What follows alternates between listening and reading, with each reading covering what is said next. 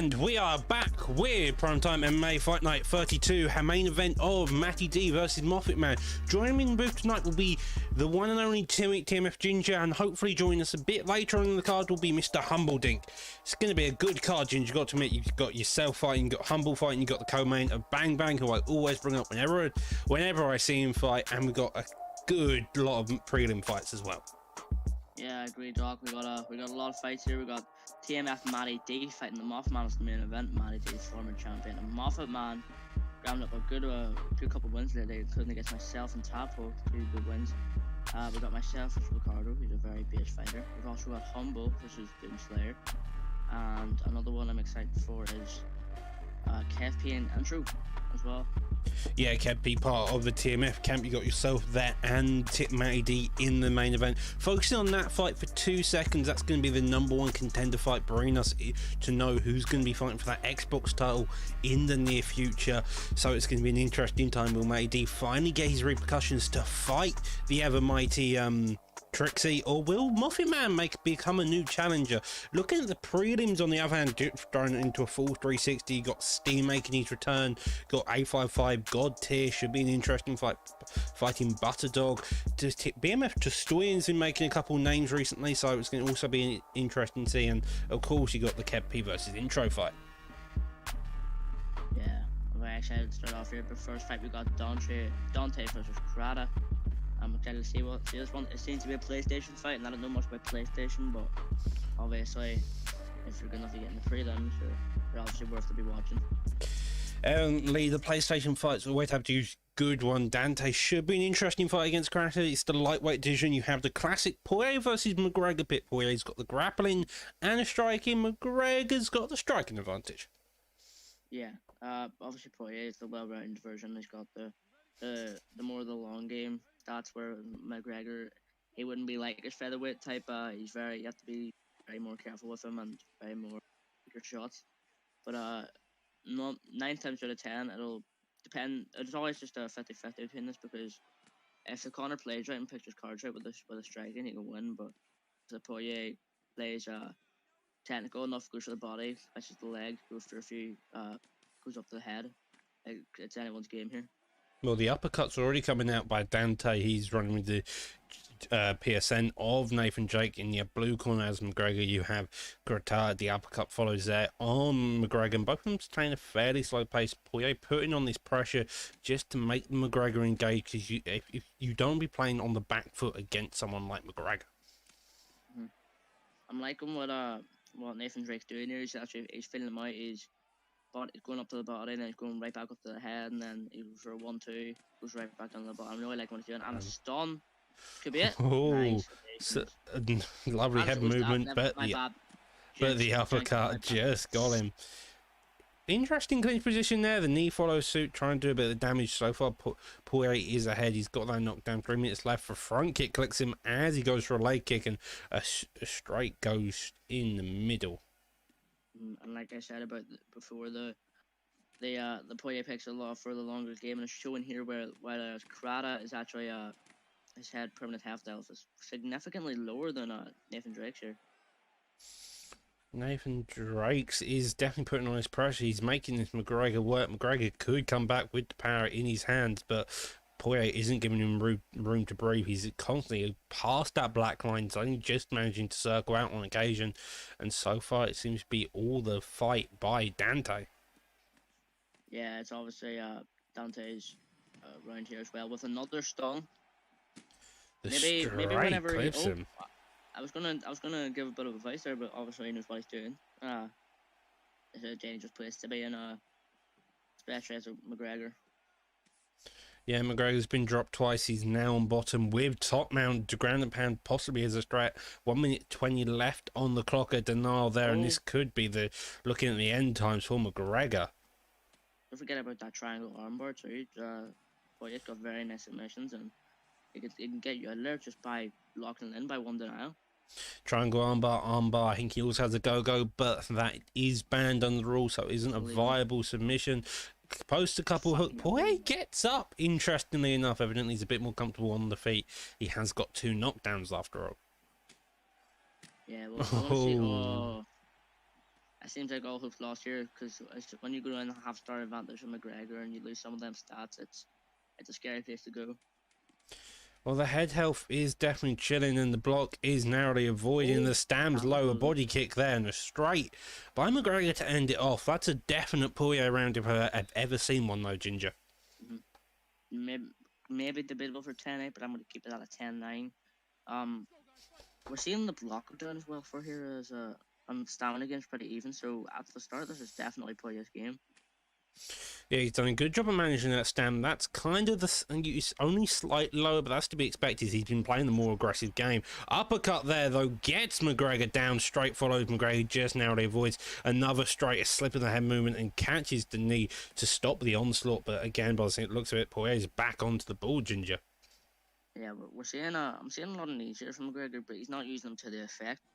Maybe whenever he misses like a free piece, that's when you want to hit your knees instead of just hitting him while he's coming into the boxing range. But it seems like there's not really much you can do here against this Poirier unless he gets that one stun Superman punch stun there. Nice dodge though. So very slow and methodical pace here. Body teep there, miss over there. Lead hook follows suit, and straight there follows a body kick, and both of them playing a very aggressive game, it has to be said. But Poirier is leading the dance, and it's evident by the state of McGregor's head health. Gets another knockdown. He's toying with him now. Don't play with your foot here in prime time because it could just someone could just snap you like that and boom, you're out. You lose a fight just because you want to get too cocky and you want to yourself a bit. One side set one, anything as you mentioned can be the end of it all once your opponent's down and able to get KO'd, get the KO. The uppercut there, pulls back his own uppercut and elbows him another uppercut there. This is the story of uppercuts, it seems like. And the lead hook kills him. That is literally how McGregor got knocked out in the second fight. That is literally how he got knocked out. That was a lovely job there by Poirier. He started leading the dance, and McGregor couldn't get any type of back foot in there. You saw him get clipped for there, and he goes instantly down like a sack of potatoes. Yeah, no, that was definitely Nathan Drake's fight from the get-go there. You saw the jab, and then they went all pressure on McGregor. Fights on him, we didn't know what to do. Because obviously, if you're getting pressured as McGregor and your head health's gone, you can't really do as much as you would have. You can't brawl, and it's more risky to go for that counter shot. So it was a very nice approach there from Dante. Hello. And we got Humble joining us in the booth. In the second fight, you can introduce these two of Jake Paul Goat and Andy Ray. Oh, fantastic. Yeah, Andy Ray is a Division 20 absolute goat at the moment. Smacked me up actually earlier today on Ranked. So he's doing a fantastic job. He's always up there, always doing a really good job. And then you've got Goat as well. Goat wants to prove a point. He wants to be up there in the best. He wants to be one of the best guys in the division, Ginger. And you know what that takes? It takes consistency, and that's what he's going to be looking for today. Yeah, definitely. But, with a name like Jake Paul Goat, you can't not be the Goat. But we're seeing a weird approach here. We're going to Khabib against a Poirier. So I want to see a lot of grappling here from Jake Paul Goat. I want to see him look for them takedowns. Yeah, thank you for listening to me. What would you say he has to do here, Doc, as a Poirier? The Poirier, you're looking for that full guard. You're looking for that rubber guard. You need to maintain it or build your way up. You can get to sprawl as well, so your opponent's back is in its cage. You can get that very quick get up. But this is what you want to be doing. You want to be limiting Khabib's movement, taking his back, in fact, and that's a fantastic job. Now you can go for the top mount or just get the get up, or maybe the backside even. And I feel like we may just be seeing a lot of roll in this fight. Humble. Yeah, definitely. He's took his back right now, though, and I'm not going to lie, Andy Ray's a fantastic grappler. This is going to be a tough one for Jake Paul because even if he goes to the back with Andy, Andy knows how to grapple, he knows how to dominate people and kind of knows all the tricks of the trade when it comes to the grappling department. Does Jake Paul? That is the question in this one. It doesn't matter which characters they've picked, it's all about the player. Yeah, I agree there, but what I find weird about the Khabib is he might have a good stats, but he doesn't have the transitions, he doesn't have the rubber guard or anything like that. That could be very crucial in a fight like this. Robert Guard can get you all down transitions, them subs. There's a good Gogo Plata. It has a good side control transition, good top mount. They're really crucial in the game, and if you have them, make or break the fight, and he gets knocked down. Another uppercut there follows the pressure now starting to put on by Poirier. It's evident that he's starting to get a read of this Khabib, and Khabib needs to start changing up his pattern. He's moving his head, but not really firing any shots to really make Poirier question what he's thrown to actually hit him, Humble. Yeah, there's been a bit of a shift in the change of the body language from the character of Jake Paul at the moment. Khabib is really struggling to close that distance and try and take his opponent down. And when he did take him down, he got reversed and dominated slightly from top. And he was kind of showing him, look, I know what I'm doing right now. And then now you've got him on the feet. He's catching him. He's trying to move his head a lot, but he hasn't got a lot of offense at the moment, Ginger. Yeah, no, I agree there, mate. But it seems like just Andy Rea is just tearing him apart on the ground and on the feet, and it shows. Because look at this, lovely look there. He knows how to break the block. He knows how to go for the head. He knows how to counter him. He knows what he's going to sway. It's just reading him like a book. He's using that tool of the jab as well. You see Andy Ray always making sure that if he's going to engage, he's going to make sure to fire that jab off first. There you see it again, straight follows to that body. It's just pitter-pattering them with the straights, with the jabs and straights, just to make sure your range is good and so you can start building combos behind that, Humble. Yeah, you are right about the jab, but he's doing something else as well, which is really helping him out. He's throwing the jab, landing in the pocket, then setting his defense so he's ready to counter.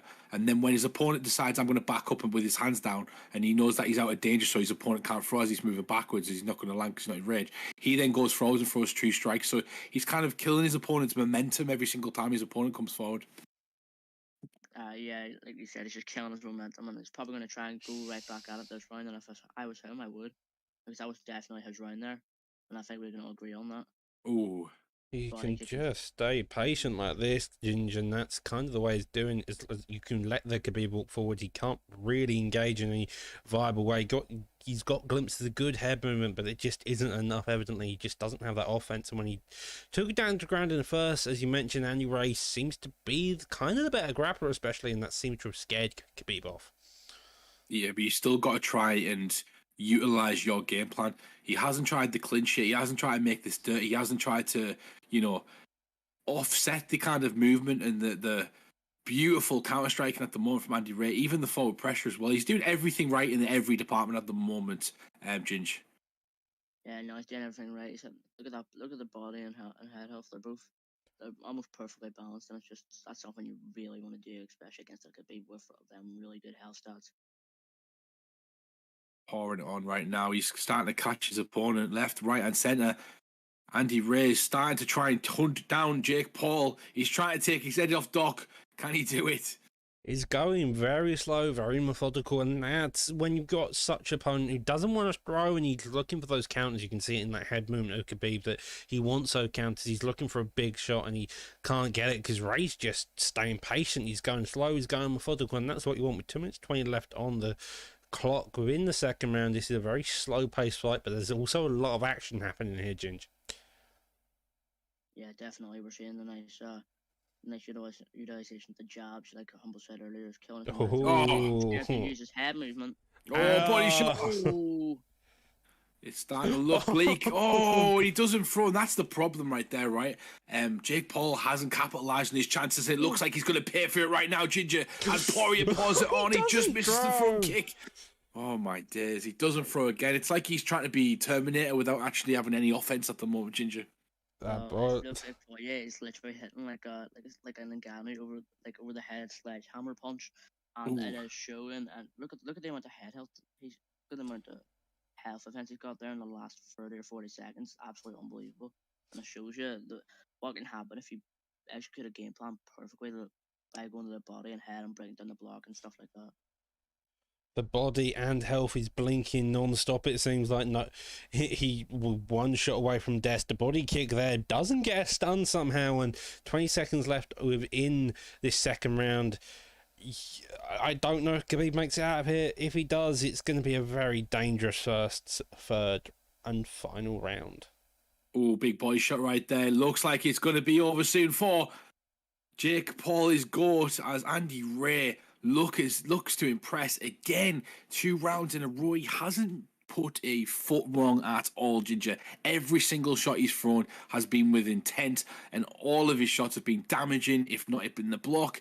it's just been an incredible performance so far. And this guy's currently undefeated in the PlayStation division as well. This is looking like it could be over early on in this one, Ginger.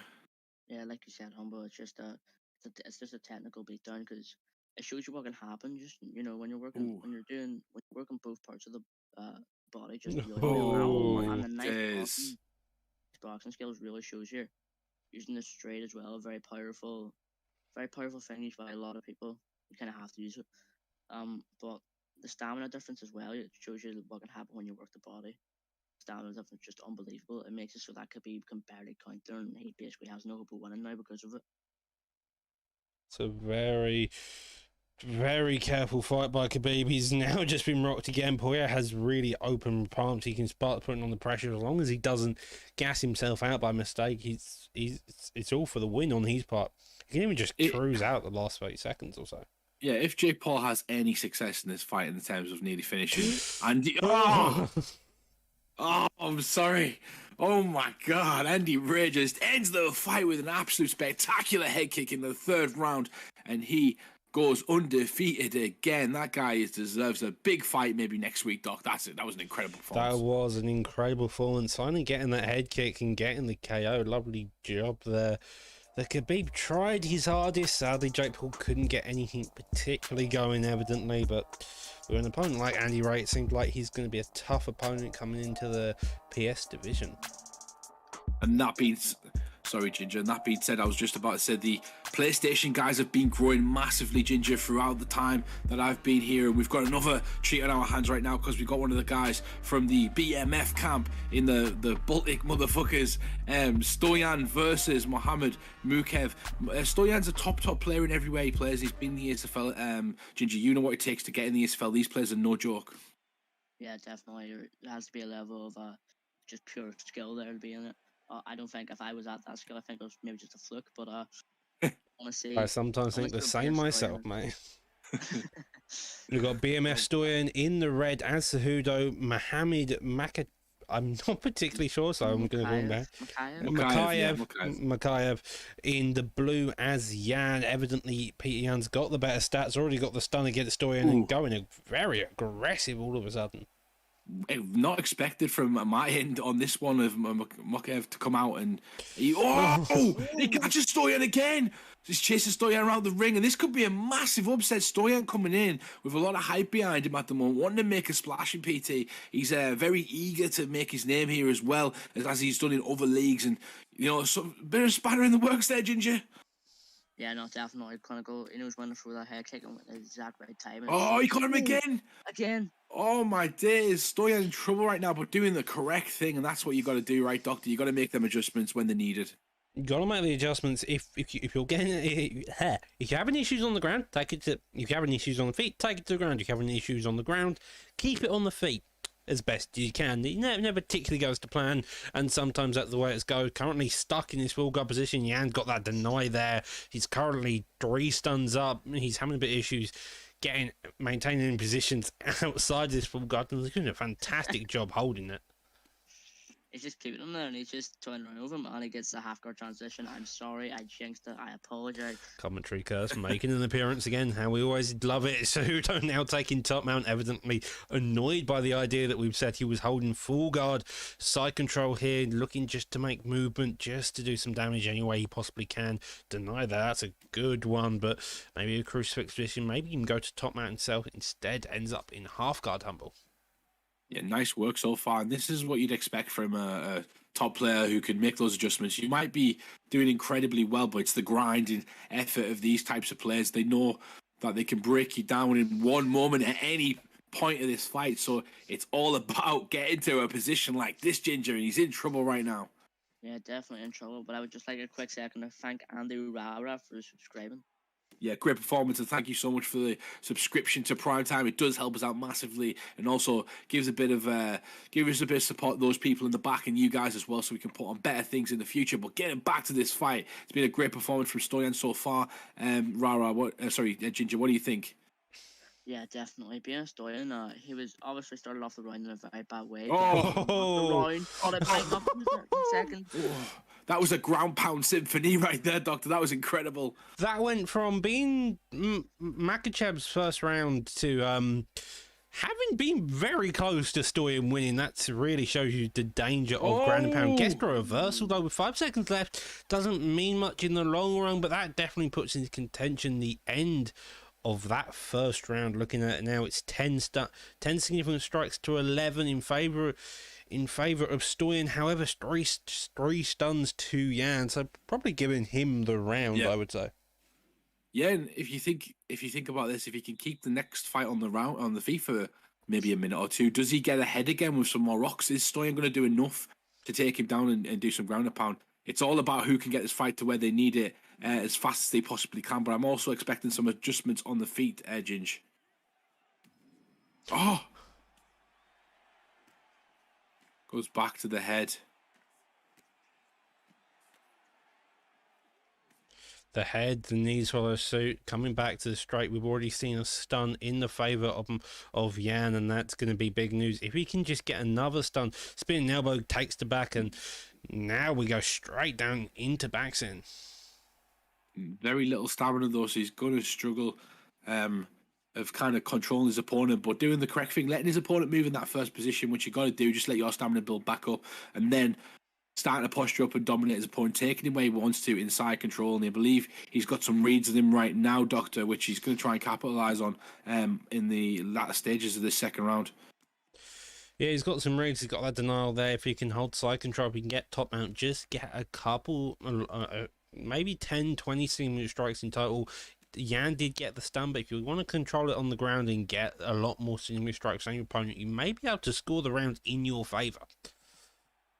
Nice. Well, I think Ginger's just gone to the toilet at the moment, so this is a great work. We're just expecting him back any second now, but he gets out of the half. This is a really important transition right now. Stoyan showing his veteran savvy, as I'd like to say, Doc. But again, the stun has gone so far to Muhammad Mokaev. So is Muhammad Mokaev ahead in this fight, or is the grappling going to be neutralized right now as he goes for the big shots?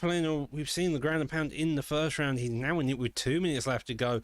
Does get out of it though. Good job by the Jan player. Now into side control on Stoyan. Stoyan still got a lot of time to work, and Jan's having a very difficult time getting his back up onto the feet once it does hit the ground. He probably can survive this, but whether he can do any damage coming into the third round would be the question. I say that whilst we still have a minute 30 seconds left on the clock. Definitely. I'd love to see what the chat thinking of this one, and they think who they think is winning this fight.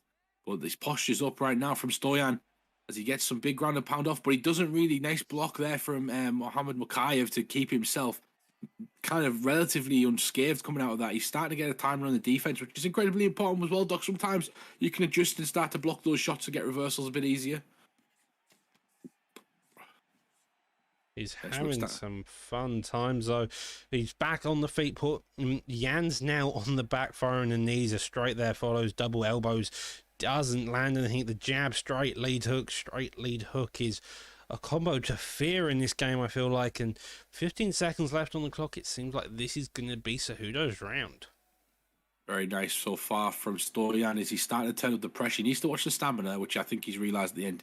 Taking a few knees to the body. He just decided to back out of that one. And, beautiful caught there, though, from the highlight to Sean Yan. Yeah, I was going to say, check that round because, it's a close one as well. That's 10 to 9 significant strikes in the favour of Stoyan, but that one stun, I feel like Jan's just creeping it out with a single stun each round. If this goes to the judges, personally, I'm going to give it to Jan, but you never know with the judges. They could be I think Stoyan's been the better fighter in the sense of where the fight's going to go, but the first early on in that fight, Muhammad Mokaev came out firing and tried to take his opponent's head off. But if you look at the head health at the moment, even with those stuns, Stoyan is ahead with that. Can Muhammad Mokaev keep him off him now? Guarantee he's coming for his head right now, which he's doing, Doc. Yeah, you can really see it. Cejudo's just digging to that head. He's just non-stop. He's looking to break that block, go past it, and just beat his head into unconsciousness. Jan, on the other hand, is playing a really defensive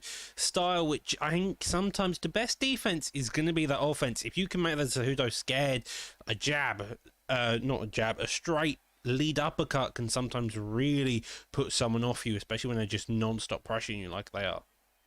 Surprised he didn't go for any knees there, but he denies his own takedown and then gets his own against the fence as well. Not the greatest place to be, though, Doc, when your opponent has a few more options to kind of stand up in a quick transition. But at the same time, Stoyan maybe paying that at the moment into half guard and now posturing up. Yeah, we can see what we see out there in the first round where he went to top and they completely just beat his head in, and that was with full head huff. So imagine if he does that there. Nice deny there. Imagine what he can do when he's actually got the head advantage and the stamina. Now Stoyan inside control. We're saying this multiple times in the past. A couple of elbows land there, making the head up blink. That's going to be scary to know that he can do that. And now gets the reversal though. Finally seeing Yan on top of Humble. Yeah, he's got a good chance here. You want to stand up and try and separate, because that's where you're doing well on the feet. At the same time, do you give up position? If you think you're 2 rounds up, why would you not grapple at the moment, especially on top? As long as you could block a few denials exactly like that and maybe gain some points, you potentially could go to a judge's decision. But I've said it time and time again, and there's studies being on it, people have done this. The 3rd round means the most out of any round in the UFC fights. Usually the 3rd and the 5th if you're doing a 5-round fight. And that can sway close rounds to the other person. It does it all the time. You see people complaining about it consistently over and over again. So, Stoyan could get a positive round right now and take it.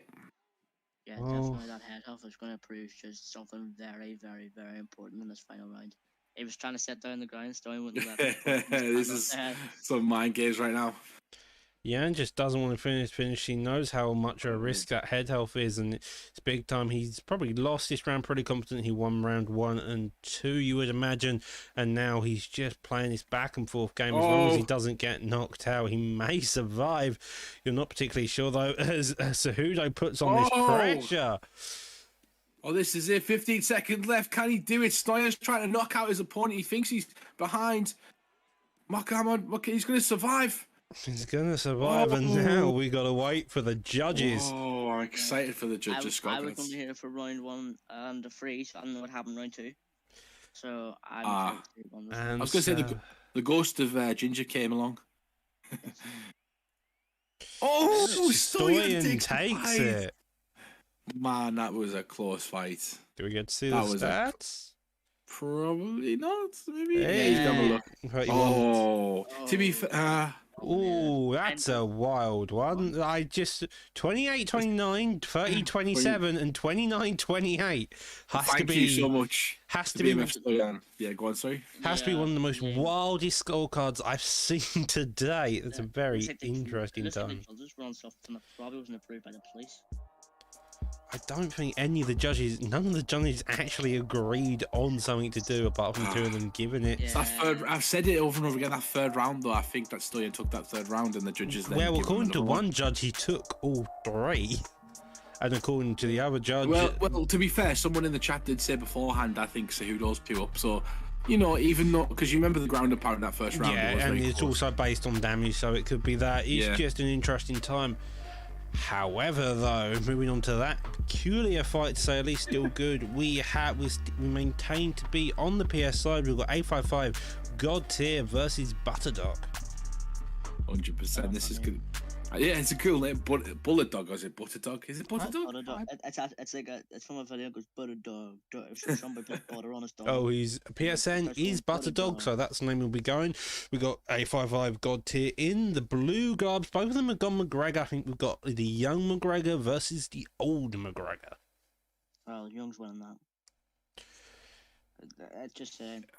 The actual older version of the McGregor's got better stats, and he's got some better stats than the younger one, which is kind of strange because I believe it's the complete opposite in real life. But God Tier is a top level player. He's in that A55 camp. He trains with like a Spooky, trains with like with Kieran and the likes of Matrix and a lot of those guys as well that have been pushing it through.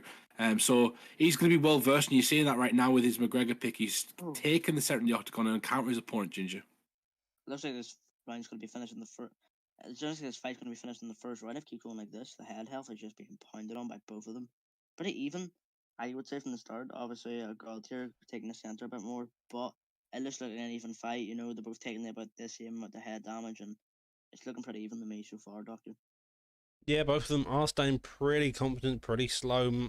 Blocking offense and defense by both of them is fairly similar. The spinning body, whatever the hell kick is there, and 3 minutes left on the clock. Their stam is also fairly similar, Humble.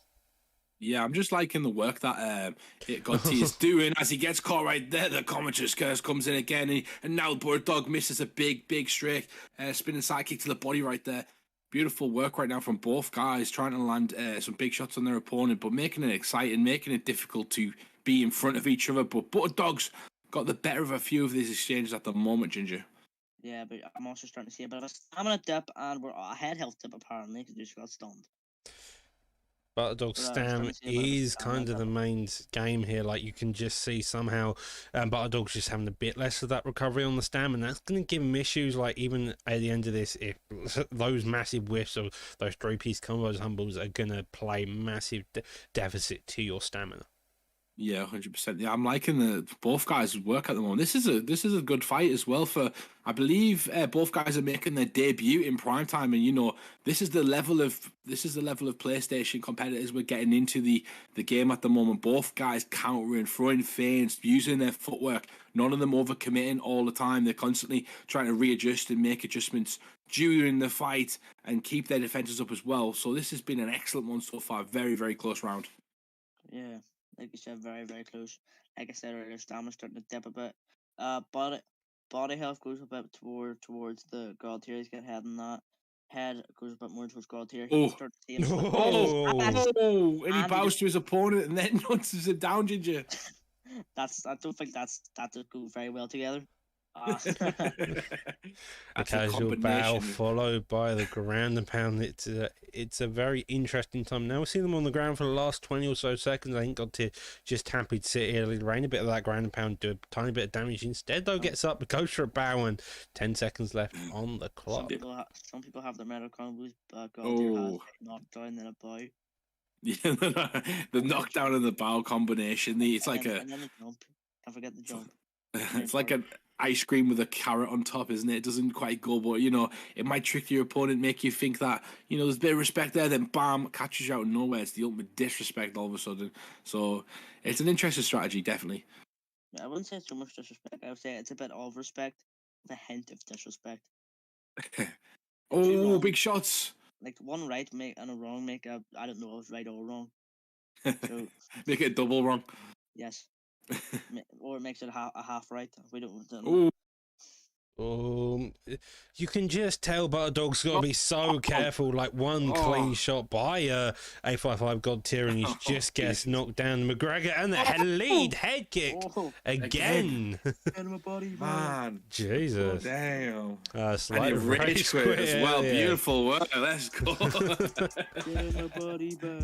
Oh my days, that was. I tell you what though, like even though he rage quit, Butterdog played well in that fight, and it was a very, very close. A very close first round feeling out process, as you would say. Butterdog landed some of the bigger combinations early on, but the way 5-5 God tier adjusted was perfect. He knew exactly the combinations he wanted to throw, and then finished it off spectacular fashion with a dramatic and just impactful head kick as well, Ginger. It's got to be impressive.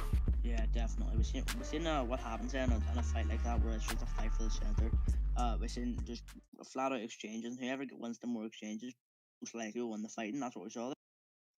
Indeed. Moving now back onto the Xbox side of things, we have Taz versus Steve, both of them veterans of the fight game. Taz evidently part of the newly formed Vex camp with Brady Grains and Lexi the Great, if I'm not mistaken. We got Taz as Usman, very effective grappler, good striking, a 1-2 from Usman's a very scary tool. In the other hand, we got Steve using Kobe Covington. Here we go. Nice, quick, early takedown and a reversal, and both guys getting that straight away. Continuous takedown attempts here from Taz. He's even faking it again with a jab. Crazy start of the fight, Ginge. Yeah, it's a good match. We've got Marty Fake Newsman versus Trump support. We're seeing proper Steve surprisingly get away with a striking advantage here. Taz is, But I nice believe, takedown. more of a grappler to be mentioned. That striking advantage, so speed to get it would make sense. Although a deny of posture up and a deny of changing his half guards is a scary ordeal to deal with when you look at these two grapplers. Seems obviously that ground strike and stuff from Usman is decent, very high. I believe, I could be wrong. But so if he keeps in this position for the rest of the fight, this could be the end of it. Never mind, I jinxed it. My bad again. That's the third time I've done it. And it won't be the last as Marty fakes Usman, or Marty Usman moves to the side control position right now, and Colby Covington looks like he's squirming a bit on bottom. Doesn't look completely. Oh, here we go, crucifix position, Doctor. Crucifix position is a wild place to be. Not now, not on crucifix, but side saddle. 2 minutes left on the clock. Usman's got a lot of time to work. You saw how deadly could have been in that top mount position, and now Covington's still on bottom basically, and he's got a very dangerous game to play currently. Yeah, definitely. We're seeing that and looking for the more powerful transitions like the top mount and side control to get that head damage down like he did there in half guard. Nice deny there. It's probably going to go to the top mount. Yep, there we go. And I would say from here, what you want to do is just rain down in your opponent and probably try and keep him in there. So, sometimes people don't try and posture up immediately as well, and they kind of try and guess their opponent's way, and it gives them kind of a free shot or a transition out of there. Sometimes that can go into your favor, because if you do get to block one of those, you can get their stamina slightly down, go for some bigger ground and pound, and it'll be a bit more effective. But sometimes, Doctor, I just like to posture up and get some of those shots away, because you might not have that opportunity again if they get to half guard. Yeah, indeed, and that looks to me like bobbleheading. I'm not gonna lie, that especially looks like one of the band techniques. It's very interesting time. So I wouldn't say it's too much bobbleheading, because if you think about it, it's he's swaying into the. Well, he's about to be murdered now. It's that's been established. Yeah, he's going to struggle right now, and if he starts bobbleheading into one of those shots, I'm telling you now, he's still going to get hurt and rocked. You can still go through, especially when they're catching your guard. But Usman looks like he's in the proper position right now to do the correct amount of damage, and Taz has implemented his game plan incredibly well so far, Ginger. Yeah, definitely. We're just seeing Taz with a very dominant wrestler. He wants to get the head damage off. He just wants to get the overall permanent head damage off. So then, when he's at the stand up, he can just pick apart his opponent, which isn't a bad game plan. Definitely not, because it proves if you're a dominant wrestler, you can definitely win the fight by that way. both of them are back at it in that second round. Very interesting time. Colby now landing the shot instead himself, so should be an interesting time to see. Both of them just trading in that pocket. Usman really doesn't seem to have any striking advantage back at him. Nice work. Landed a big flurry right there, just like he did in the start of the round. But he's got to be careful, because has won the majority of that round on the ground, and now comes out and fires a big uppercut down the middle, drops his opponent, followed by a straight, and he goes for some big knees there in the pocket. Covington has decided to still throw. He needs to watch out for that power, though. It's Ngannou like Ginger, and if he catches one of them shots, he's going to put him out for cold. Ngannou. When is the Ngannou fight tomorrow? Yep. Sidetrack. Yeah, we're seeing very nice striking here. We're seeing Covington go for a bit more of the counter strikes and the pullbacks here, which can be very good. Nice straight uppercut there. Nice.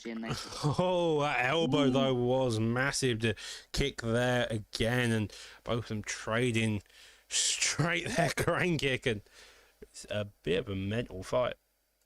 Yeah, go crazy at the moment. Very entertaining though, Doc. It's been a back and forth war so far in these two rounds, and it's just been all over the place. Having exciting moments between both of them as well. It's been a great one. So it's exciting to see who's going to win the one. Still up for grabs. Both guys have hurt each other. Both guys have landed some good shots. Who wants it more? That is the question right now. As Usman gets the single leg, drops him on his arse though, the ankle pick, sorry, and he's now into side control, Ginge. Yeah, what I've been seeing this run is Covington's definitely won stand up by a bit, but the damage on the first round by the grounding point is definitely taking a toll on his block and his head health. So if Taz is able to implement his grounding bound technique here, which he can from this position, and he will, then it's definitely easy pickings for to win the fight. Seeing another easy transition out of half guard here. We'll see him go a bit more for the head. Gets denied there though. Now he's gonna go for them little miniature punches to build the GA up, and now big combinations coming in right there from the Usman pick, Doc. Yeah, both of them playing a very aggressive game. Taz finally getting on top, and this is a very back and forth fight. Yeah, I definitely. Don't know if I would give up the position though, but he definitely brought the permanent head damage game back there. He definitely gave himself a platform to base off of instead of just being wrestled and can't have a hope. He definitely gave himself a platform, a low base to come back and win. And it's definitely a contested fight here, but as long as he can keep them at denials up in the bottom game, Usman will have the chance to go. Big shots. God. He hits like a sledgehammer. He's denied this one. This is going to be a big test right now for Proper Steez. He's going to posture up. He does get the first, and now that's going to help him slightly as the round ends. Another big performance for Kamaru Usman, but we can see right there that the stats say there might be some bigger shots coming from Colby because he's going to rock and a knockdown. Doctor, sorry. Yeah, both of them got the knockdown within that second round, so it's a hard push to do. A single leg shot already by Taz, and we're back onto the feet. Both of them got low head health. Steve seems to have quite success on the feet, and he's happy to keep it here, although Usman is currently just trying to clinch for his life, takedown for his life. He just wants Kobe on the ground and just not be able to throw any strikes at him. Yeah, and you already know Usman hits like a Fiat 500 going at full speed. Especially on the ground and pound, that top line is very, very, very dangerous, and Taz using it to very good effect in this fight. And if he puts it more, he's got the win. And nice sprawl there from Kobe, which is probably what you want to do, especially from such a heavy hitter like Marty Fagan Usman. Nice work right now. He's kneeing the legs and he's trying to get Kobe to move so he can decide on which position he's going to go for. And he goes for the outside trip, gets him back into side controlling. Now the ground and pound is coming in strong and heavy from Taz, but mainly those hips are heavy, Doc. This is suffocating. Kobe is on his back again, well, on his knees at the moment, but can't quite get up to his feet. As I say that, he gets up to his feet. Well, sometimes it's the case. 3 minutes left on the clock. Tries to go to the reversal, doesn't get it. Usman taking his back, and now denial from that half guard. You do have the RNC available from here. You can get to back flat, that's even better, but a denial there. Taz's gas tank is getting a bit low and a bit worrisome. Kobe's, on the other hand, is kind of the same, to be fair, but both of them still going at it non-stop. Humble.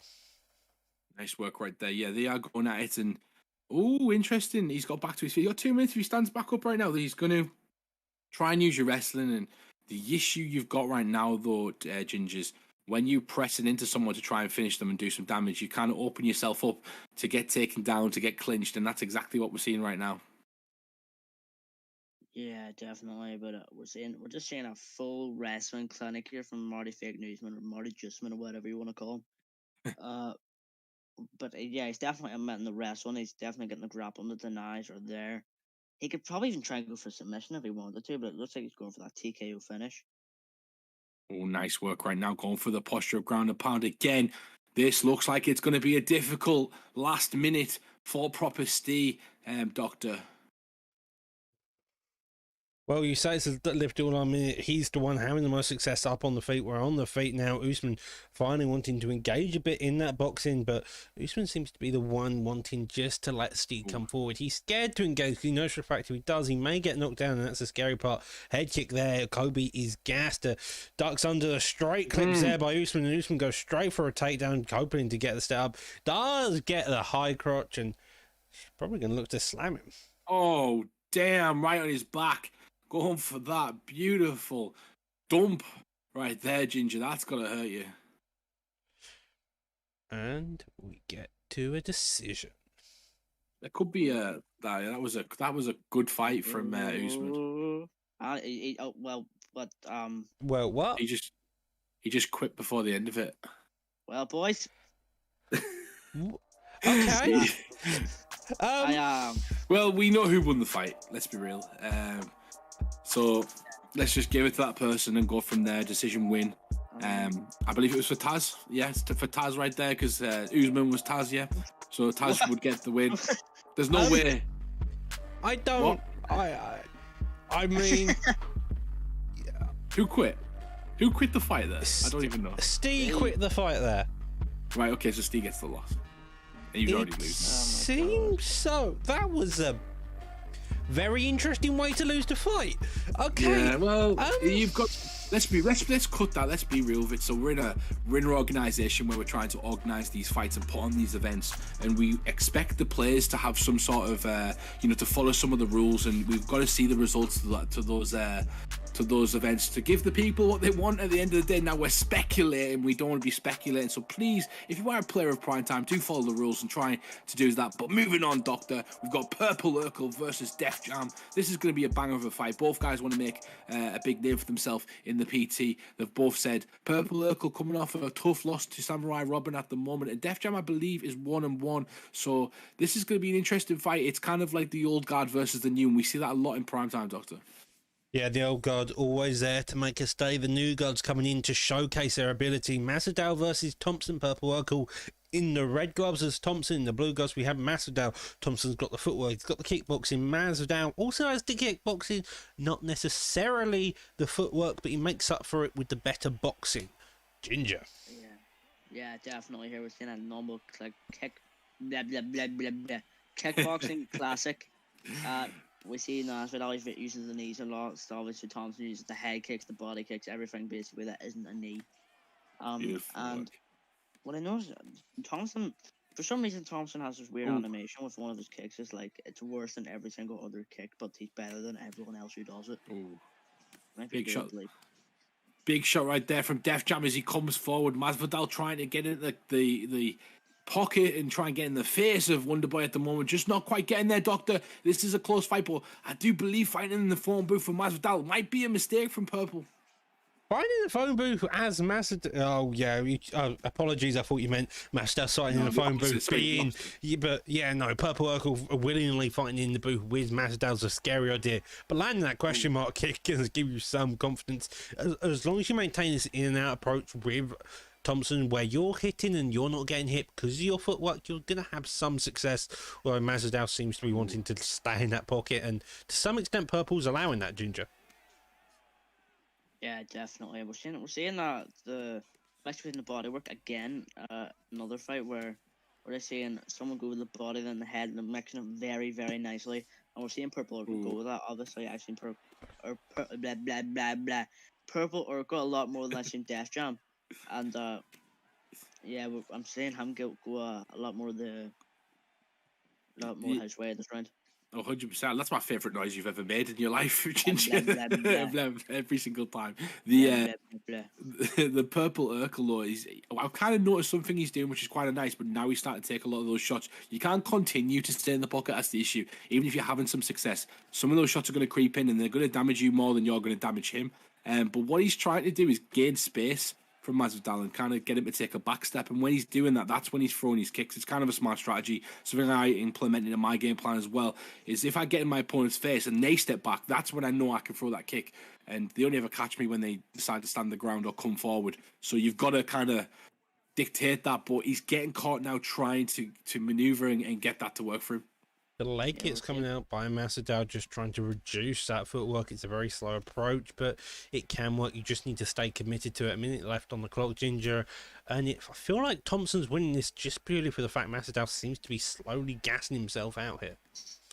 Yeah, we're seeing the stamina go a lot more in the way of Purple Urkel because of the body kicks he is doing. And it proves to be a very, very nice strategy in the long run. And especially in competitive fights where people are a little bit more scared to throw, more of the head breaking, the block breaking combos.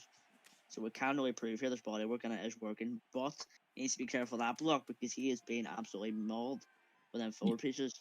Yeah, he's got to be careful of the head health, but at the same time, like you said, doing a great job to the body, Ginge. He's taking away that stamina as well, so we're going to see the recovery, and it's only the first round, so the recovery in the second round is going to be incredibly important for Masvidal because he's going to have to come out a bit more tentative, and that's going to give Purple Urkel more space to set up those kicks again, Doctor. That was shouting back towards those. shouting back towards those stats, we did see 24 serious strikes to 20, clearly indicating that Hank Thompson probably took that round, although we've seen countless times previously. The judges score this fight slightly different to how we see it. Third round evidently playing the most important 29, 28, 28, 29, 48, 27, just to recall. Yep. See, I'm really liking this bodywork, though. It's really... Oh, yeah, big work right now. Masvidal trying to throw back in the pocket, but kind of whiffing a bit. He's got to be careful of that. Is these kicks coming into effect? Purple Urkel could be having a master plan right now to kind of take that core away from his opponent, make him miss, and then make him pay, Ginge.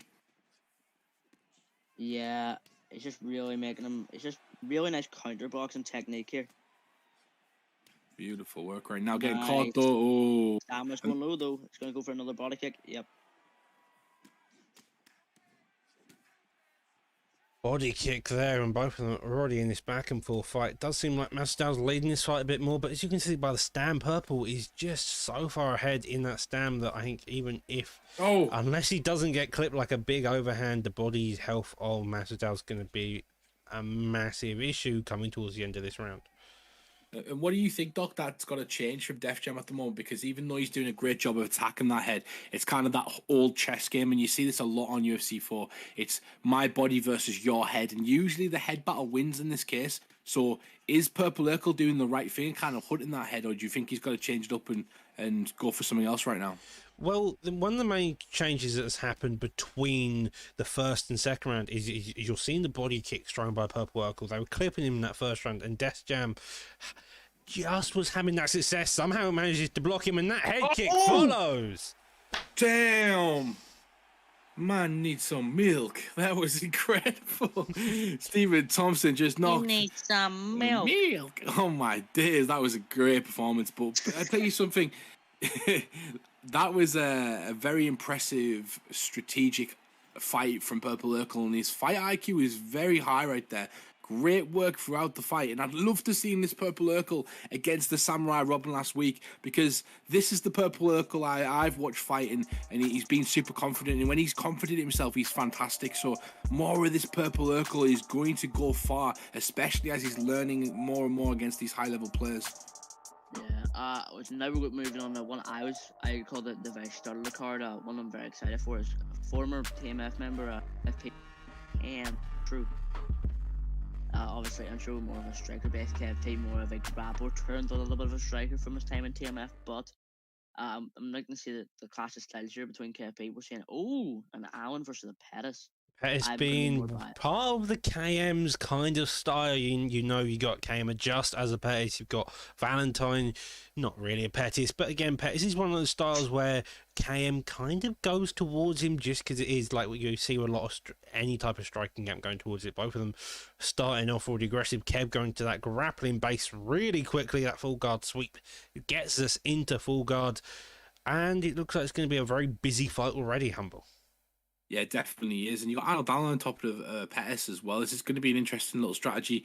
Again, I don't know too much about Arnold Allen's stats, even though I've done a YouTube video on them. I can't remember any of them because, there's so many different stats in this game. But I do know a lot about Pettis, and he has a great bottom game. Not quite seeing it right now, though, as he's getting peppered on Ginger and taking some huge shot from the great Kevin P. Well, picking a Pettis means I'm automatically biased towards you. So in my eyes, he didn't do anything there, and Andrew's still winning the fight. But another takedown gets shot there, and we can't ignore that. Very dangerous. Sorry, Doc. The rubber guard, if he can land it, so far the ground and pound's playing very aggressive. Finally gets the reversal. Maybe we see a top mount. Gets the deny though, and gets a deny on the backside. Lovely job there by Intro, evidently well versed in the grappling, as you would expect from a KM member himself. Then again, denies that, and now they're just staying a very slow and patient game. Armbar. Yeah! Goes for the armbar, gets it. Wow. Here we go. First real sub attempt of the card. It does seem like the escape's going to be imminent. We're already halfway and barely a quarter way through on the blue side. The tracking of Intro's a bit sketchy, but that could set up a later time. We're probably going to end up seeing Intro on bottom full guard. Just so you're aware, big shout out to Def Jam in the chat. for giving us 100 biddies. We do appreciate any support to the prime time. Hope you guys are enjoying the fight as Arnold Allen starts to wail on his opponent, Ginger. It looks like a dangerous round so far for Intro. You know, Kevin's doing a good job of kind of stopping any of that offense, and when he's on the feet, he's not really landing anything big so far. Yeah, we're seeing a lot of the more clinical stuff coming from Kev P. But I would like to see more what we saw from Intro there in the top rank back sitting position where he went for that armbar. Obviously Pettis, it doesn't have an amazing stuff that, but it's definitely subbable. Well, it's interesting to know that so far every time Kevin P has decided to shoot a takedown is when Intro has missed time to distance on that straight punch into the body kick. We now see again in full double of the use of that sweep again. Humble, and seems to be like it's going to be a Kev P round purely for the damage we saw earlier on in the fight. Yeah, he's just dictated where the fight's going to go. As I say that, he gets swept, but he has dictated most of this round so far, and he's done a fantastic job of limiting his opponent's offense. And that's something, if you could do that in any fight, it's a great tool to have because you're going to win the majority of those rounds. You're not going to take a lot of damage, and, you know, kind of seeing it out. I'm not used to seeing this. Both guys kind of waiting for the round to end. It seems like there's a bit of beef right here, Ginger. Is there anything that we're missing that the audience might be missing between these two? Do these two not like each other or something? What is going on? I don't know, but I definitely rather Intro because Intro and Pettis, so I'm just going to say yes. Fair enough. There might be some hatred there from the TMF. I'm sure Kevin P used to be in TMF, if I'm correct. Yeah, he used to be. He's not known. Yeah, so the hatred might be there, Doctor. You never know. Both of them playing a very aggressive game. Pettis seems fairly uninjured. The head kick, though, lands a flying knee, just misses, and both of them already going back at it within the 30-second time mark, although we had a couple of big misses. I was stuck and twisted, yeah. Big shot right there. Intro known for his very slick boxing style. I've heard from other people that Intro's very slick and when he fights he's a good kickboxer. He can also box very well. He knows how to predict people in the right way. I sparred him on a lot, and he's definitely up on me because he is definitely good. Intro just can't seem to get any type of flow going. I feel like every time he's gone to engage, it's just he can't work out that distance, and that's given him a bit of issues. Although by the seams of it, Kev P is gassed out to some extent. Oh, all that rest and all that clinch work, it could take a toll on the stamina. And I'm surprised Intro's not going. I believe he's got a flying triangle, if I'm correct, Anthony Pettis. So, you know, when he's had that point in that position, I was expecting him to go for something wacky and crazy, but he hasn't done it yet. Beautiful timing, though, with that head kick, and he baits his time again with the uppercut. Got his opponent backed against the fence, and this is not where you want to be, Ginger, if you're in trouble and you're Arnold Allen. Yeah, definitely. Arnold Allen isn't very known for his stats. He only recently got put into the ranked fighters, and to be honest, he's not a great fighter who I would use in a league fight. But to be honest, Kepi's doing okay with him. You can't really blame him because the character he is playing, but he's doing okay. He's showing the grappling type, he's showing the boxing, but he isn't doing. It's a very close fight, in my opinion, from right now, from what I'm seeing. Ground and pound here, though, to make up for the damage he took earlier on. Finally back up on the feet, a minute 40 left on the clock. Overhand there, manages to gas himself out. A head kick follows, and this is a very just wild fight, it feels like. Yeah, you can see the ego of Intro is starting to grow. He's starting to let himself get into situations and into positions where he can do real damage going forward into the fight. And he's just confident all the way through. That opponent's stamina set something off. It was a little bit of emotion to say, let's get my shit together and get going. And that's exactly what Intro's doing so far, Ginger, as he lands another switch kick to the body and he's got his opponent backing up again. Yeah, obviously the competitive HUD's on, so we cannot see the stamina of KFP, but after your free piece, it did blink red. So I'm a bit concerned for the stamina of KFP. And see, there you go, at again. But he's going for another takedown. You'd think Pettis would probably be the one more to go for a takedown here, but KFP is looking to do it. Oh, nice little spin kick there. His head health gassing, spinning back foot misses, and 10 seconds left on the clock. Pettis is just looking for one opening to land cleanly by the seams at Humble, but Arnold Allen is still trying to throw back. Yeah, he's still out of the fight, you know, he's still fighting, he's still giving it his all, but the problem you've got is the stamina. The stamina is low, and Intro smells blood at the moment. He is a shark, and he is in the water, and he's bleeding at the moment. You can see Intro circling him, just constantly unloading, and Kevin Peter, so he's going to need something big at the moment to come back from this. Yeah, definitely. He's going to need something to come back because that stamina is probably really low from the amount of spinning stuff he's swinging, the amount of takedowns he's missed. Then another one there is going to negatively impact him again. I want to see, just because I'm flashy, I want to see an ass kick. I want to see an ass kick from Intro. I mean, it Just may 'cause he work. can. Just because he can. Well, the full stam of Pettis compared to the constantly blinking red stam of Kev P is something to note. Although he does get a takedown, room full guard. We've seen Pettis is a very effective full guard. Does get denied there though, and it's still all to play for in the third round, Ginger. Yeah, last time I checked, you can't do an ass kick on the ground, so he probably wants to get up if he wants to hit that ass kick. Well, I want him to hit that ass kick, but I'm liking the deny here from KFP. Well, he didn't deny that, but the one we saw at the very start, the get up, it's a very fast transition. It's a very hard fake to get, and he got it. Boom, it's like that in the first try. Skilled, Gets but put in rubber guard now though, and Ginger's about to lose his shit. I am. I get up, please. I want to see an ass kick. Well, Got a instead nice- we get the reversal, and that's what we want to see at least. Maybe the get up there. Finally, Ginger gets his hopeful get up. 3 minutes left on the clock. A single leg gets shot, and he gets taken down. Consistent chain wrestling going on from creator Kevin P. He's recognised the danger on the feet with Intro at the moment, and now he's changed it up, showing his skills and showing his veteran savvy as he's still in this fight going on to the. Wait, no, I've changed my mind. I want a Showtime kick. Instead. Not happening. Well, his head's held. He's just getting pounded in the straights, the hooks, all landing clean. 2 minutes left on the clock. Pettis is on top with a full gas tank. Arnold Allen, you've got to assume, is at least half gas to deny there. Fully gas now could go for an arm triangle instead. Gets to top mount, and we're back in half guard. No, we're not. Interesting. Ground and pound position, ready. Beautiful work right now with Pettis. Lands some ground and pound, and it's over. We don't get the axe kick or the Showtime kick. However, we do get a lovely ground and pound finish by KM Intro. I went for a Pettis as a win in my books, in my own record. That's going in my record later. Right. So what's the next fight we have? Up next, we have Martial Rival War versus Kyoji. Every time we say his name, we always screw it up. We always screw it up somehow. Yeah. Please have easy names to say. Hopefully, we won't screw it up. Knowing us, we may do. Well, Martial Rival, obviously on the PlayStation 5, Gingy's currently 1-1. He's coming off a good win in his first fight and a tough loss in his second, but Kyoji's exactly the same.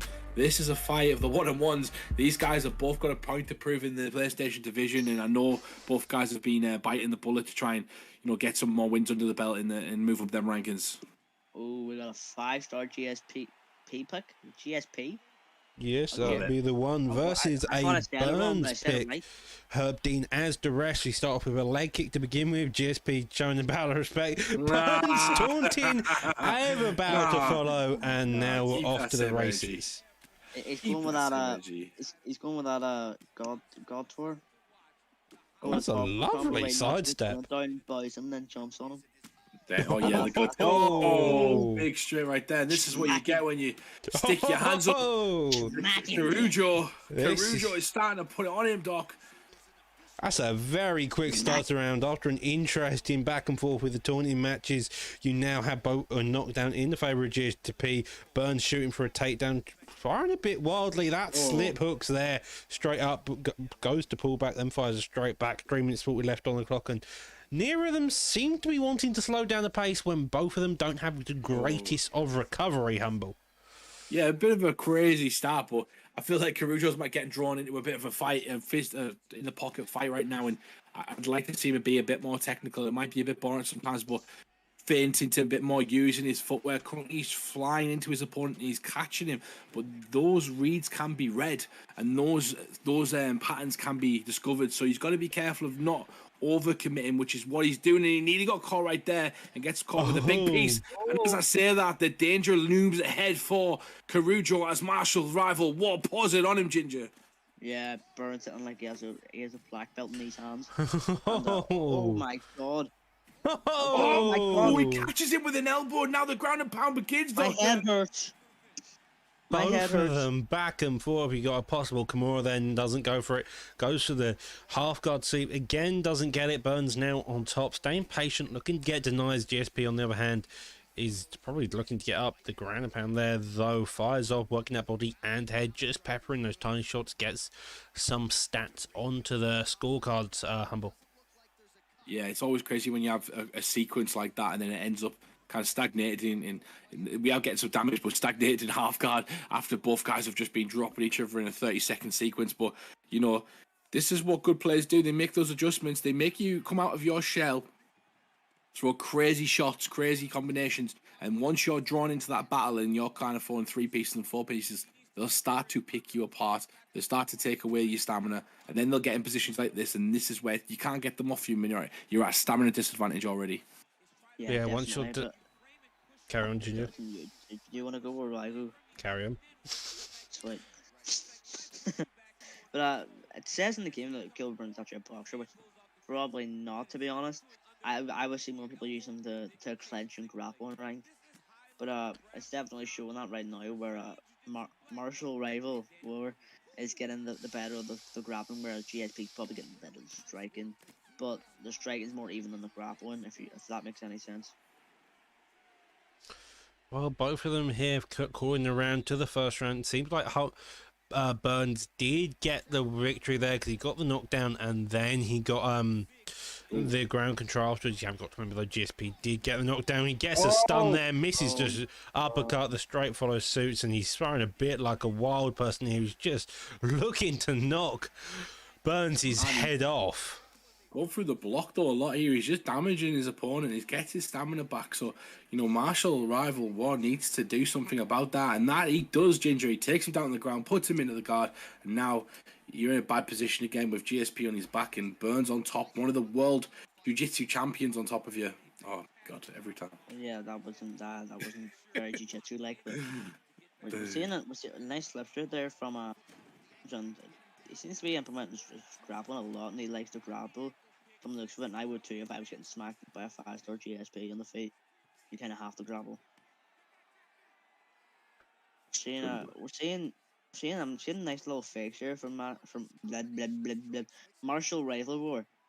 I'm seeing that's the fastest fakes I've ever seen. You know, he's probably clicking the right trigger at the same time it clicks the right. It is quick, definitely. He's got the double jab pumping. He's got his opponent throwing crazy shots, and he lands him with the sticks him as he's coming in right there, Doctor. And on the ropes right now is Caruso. You think that is he hits him with an elbow?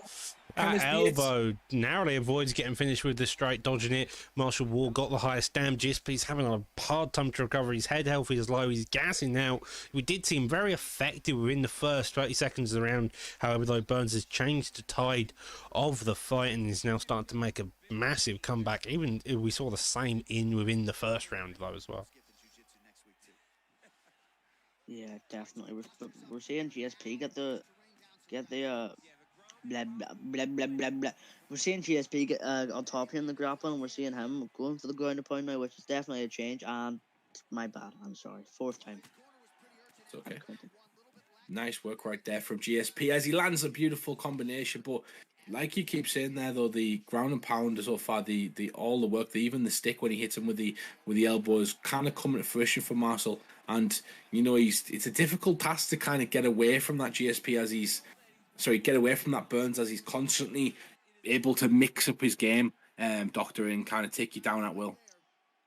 Yeah, this is just a fantastic job by Burns. This is how you kind of fight this hectic, aggressive pressure style. If you keep him busy on the ground, they can't put that pressure on, and it just makes life a lot easier, even though I do end up in somewhere such as a deadly position as top man. Definitely, we're seeing it's coming more now that GSP is definitely getting better at the grappling. You know, the last few minutes he's been more. Oh, I'm sorry, could that's be the it. first time. This could be it. Oh, he gets a denial though, Ginger, and as he gets it back on top, Burns looks like they've took control again. He went for a position there that was quite deadly, as you were saying. Gets reversed, and then, you know, as he went for a submission, Carujo did a great job, Doctor, of stopping him from executing that. yeah, Kruger did a fantastic job just keeping that defense high. Now we're probably going to see the same thing. Hopefully GSP can keep his pressure going a bit more. He's staying fairly confident though. That jab straight, the slip of the head movement there by Burns evidently starting to get a bit ready with that straight. He's just doubling up. Burns already coming out aggressive though. He knows the power in his hands and he's using it to the best of his ability. Yeah, nice work right there. Goes for the side kick to the head and misses the shot right there, Ginger, as he goes for 2 big shots to the body. Gets him back to the floor. What have you got to do here, Ginger, if you're GSP at the moment, to survive and kind of turn this fight in your favour? No, I wouldn't say so much survive because it's fairly close. Obviously, Marshall Rival. God, Marshall Rival getting the better of just better all round. But it's not totally lost over GSP. If I was him, I would try and regain the stamina game. You know, going for the body, try and deny a few things, do your rapid punches, then go for your transitions. Try save stamina. Don't get punched in the face 10 times. Nice work right there. Posturing up again is GSP. He lands the ground and pound, and then Burns and Marshall Rival Wall showing he's veteran savvy himself as he gets back to his feet. And now it's a very, very close fight. Goes for a turn takedown right there, denies it. And now he's in a dangerous position. Gets the hip toss, Doctor, and now he's inside saddle. Side saddle, the dangerous position B. The elbows are land hard, and that little head help. It's a scary place indeed. Denial there, and narrowly gets out of it. GSP's got no stamina to work. This could be dangerous. It's not. Maybe. Okay. Yeah, this could be it. Nope. Nice work on for the crucifix, and he's got him in a dangerous position now, Ginger. Yeah, definitely. You know, yeah, commentator's curse. Second time. Third time this fight. Well, I want to see GSP. You know, try and reserve that stamina a bit more. Because obviously the stamina game is definitely going more towards. Oh my! Toward. Oh! You got this, Ginger. Come on, You got this. You can do this. Toward Burns. There we go. There we are. Look The at the ground and pound though by Burns is landing heavy. The power of his punches already starting. GSP is making him scared. A minute left. Top mount here. Could we see a very end of the fight finish? That ground and pound. I don't know how he survived it. Hell? How is he still standing? I just got 10 language. There's always a battle. There's always a couple of battles on prime time. There's the battle of the fights, and there's battle between Ginger and himself. Can the words of English come out straight before they've knocked each other out? It seems like they have done, but that's done. Oh my god! Oh! Hit him with a chippy chappy there. Oh my days! With a sloop. He was gassed out and narrowly clipped him. He got stunned on the breakaway knee, followed by a wild combination by Burns. He was just gas. He was needy. He wanted that finish. Oh, he clocked him. He clogged him right in the chin, makes him spit out. Adrian! That was a beautiful performance, a great shot right there. And that's the first fight of our main card so far, and what a card we have for installed. If you're just joining us, it's been a fantastic event so far. We currently have the main event, Matty D versus Moffat Man, to headline this card. Followed before that, we got Bang Bang versus Big Nose Ned. Then we got Ginger versus Ricardo, going to be amazing. Myself versus Doomslayer. And next up, it is Pudgy versus Milky Joe. Doctor, tell us some more about this fight. Pudgy, a very aggressive fighter, has gone towards a wrestling base. He also decides to always have adverts on his live stream, so it's always a fun time. Milky Joe, on the other hand, mainly a striker predominantly, so it should be a very interesting time to see. Yeah, definitely. Hopefully Milky Joe can milk himself a win. There's going to be a few milk puns during this one, but we'll see. Doctor's probably going to be standing there cringing as me and Ginger go back and forth with the milk. To be fair, it is a slight issue that only recently have I worked out. His actual name, the Milky Joe, probably refers to a cup of tea. Well, he's going to be dunking tonight as he's trying to take Pudgy's head off, because Pudgy likes them beans, as we know. So this one's going to be a fantastic one, a battle of the foods, everybody. Oh, God. Will we get the food or will we get the drink? We got Edwards as Milky Joe. I didn't particularly catch Pudgy's fighter, but I bet we will in 2 seconds when they start trying to punch his heads off. Here we go. They're going to meet him in the centre of the octagon with Stephen Thompson versus a Leon Edwards pick. And we're going to see who's going to be engaging first and trying to get that udder going, Ginger. We're having fun tonight, boys. And I'll go back to Doctor. Doctor, what do you think of the movement so far from the outside from the Thompson? The outside from the Thompsons, that's what you do. What you need to be really doing is make the Edwards respect you. If the Edwards is scared to engage, you can define that distance. You can come back and forth with that 99 footwork. You're gonna have a lot of success. If the Edwards isn't respecting you and putting that pressure on, you've got to kick him, keep him at bay. Use the side kicks, teeps, and generally kick him to death would be the idea here, Humble. Kick him to death sounds like a good idea, Ginger. So far we've seen a bit of a tentative bout. Both guys happy to hit each other on the block, trying to make each other miss, but Pudgy starting to control the centre of the octagon, Ginger, and that's what I look for when I'm watching Pudgy fight. He's very good when he dictates the space. Yeah, we want to see Milky Joe dip his milk in the Pudgy's taco to make him soft here. Sorry, Big but I want to see. I want to see Pudgy go for a bit more of the counter strike, and he just got countered himself. Sorry, 7th time.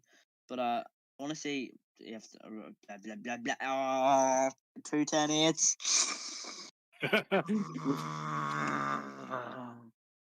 Go ahead. I love you, Ginger. I love you bits. The Pudgy starting to kind of get caught a bit more. Otherwise, Edwards pushes him back to the centre of the cage. Doctor. The head kicks there follow. They are trying to kick each other to death. The body there. We got a clinch attempt there. Lovely job by Pudgy, just putting himself back towards the open octagon, using it as kind of a circling method. 2 minutes left on the clock. And knee follows a jab, a straight, another jab, just trying to get each other's blocks down, just to find any real shots and see how they react to them. Ginger. Yeah. I'm still laughing at that Duncan pump, but I'm seeing a Pudgy get probably the better of the head strikes, but I'm seeing Milky Joe obviously implement more of the kickboxing, which probably should, sorry, jinxed again, they just got kicked twice. But we're seeing a nice boxing here from Pudgy, but you need to be careful Milky boxing too, because obviously as an Edwards, it's a very dangerous thing that. As you were saying that as well, big shot coming over the top from the overhand there, Doctor, and it caught Pudgy on the head. He's got to be a warning sign that he's starting to get clipped a bit more. He's giving a bit more space, and he gets caught back to the face with that push kick from Steven Seagal, as we all know, taught everybody that move. But you know, Doctor, this is a very close fight at the moment. I'm liking what I'm seeing from both guys, but the defense needs to be better from Pudgy, I believe, going forward. Yeah, the defense by both of them are just allowing each other to get clear. It's interesting to see someone try box with Thompson, but Pudgy is somehow making it work. 15 seconds left on the clock, and both of them not really letting up in any capacity, but it seems like Pudgy finally got the stun with the KO. Pudgy's milk has been spoiled, but it did. Pudgy! Evidently, the cup of tea isn't the victor of the first night. The beans do get eaten.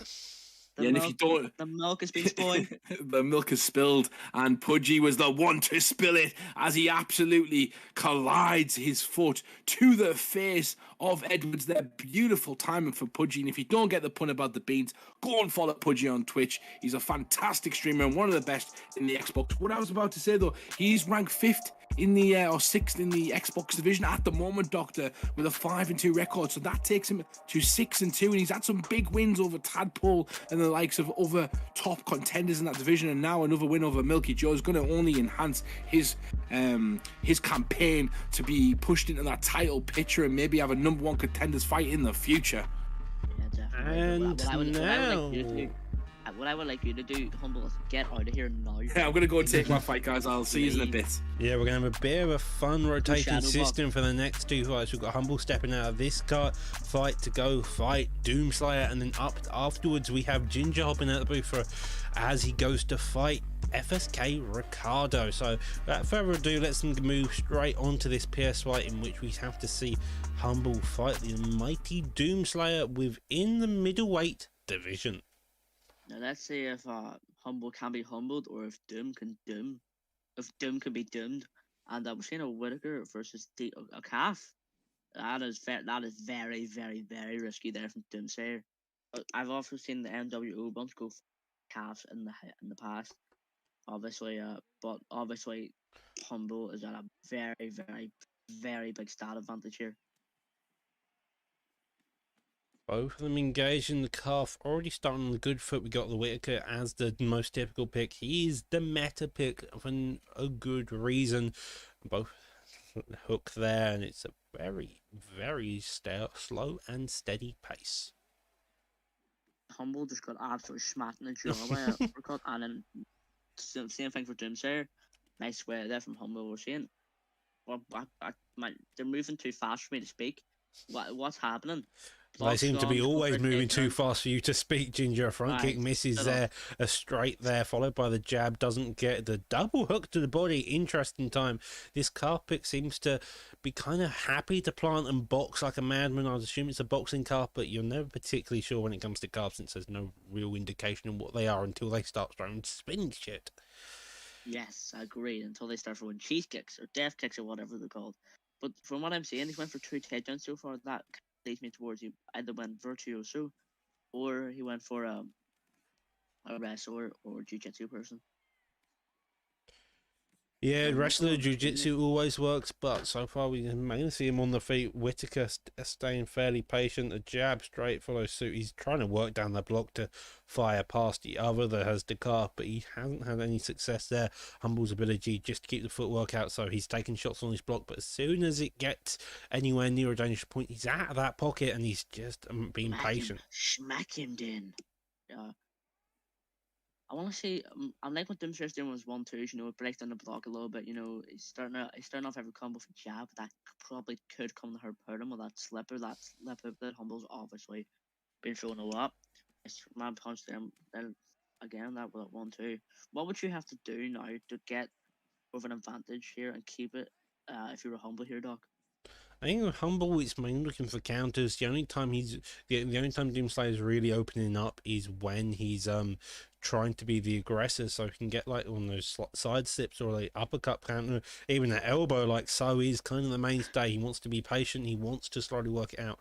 He's also got to make sure that he doesn't gas out from that body work that's happening. Fair enough, he has better recover than the calf, most likely, and the calf itself is gassing out. But if you're gassed out, nonetheless, you're going to have a couple issues trying to get a finish. Yeah, no, obviously, if you can't breathe out of your stomach, it's probably going to hurt you. But I'm going to say here from Humble, whenever Doomslayer's getting a bit of an advantage, Humble's just right there to shut him down and get the advantage. Trust me, I'd be very biased right here, but the get-up attempt does work. Lovely job there by a Humble. Pulls guard, 15 seconds left, ends up in full guard, not even the top mount sweep. Goes for the full guard there, looks to sweep over. Humble gets the clean deny. The stamina fairly low. As we call an end to that first round, it definitely feels like a Humble round. 18 to 14 significant strikes. Yeah, that was probably Humble's round, especially going off the advantage as well. That I would say judging this game can be based off damage as well, and obviously Humble has more damage on I think everything, and then taking everything else into account, Humble probably won that round, but don't leave it to the judges because they can screw people. From experience, it is actually pretty hard trying to take Humble down.